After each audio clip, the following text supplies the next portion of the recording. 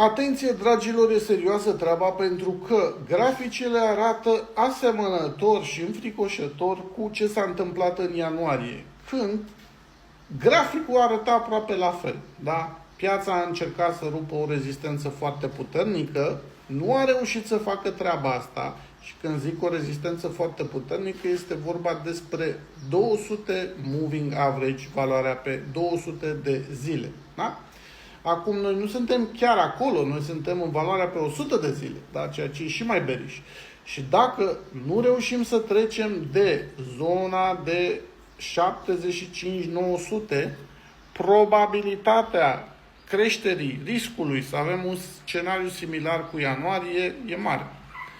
Ca idee, în ianuarie am avut o cădere de 38%. Ceva similar ne-ar duce la 46.000 și un pic de dolari. Ceea ce, la cum e piața acum, să mai cași la 46, not good. Așa că, mare atenție.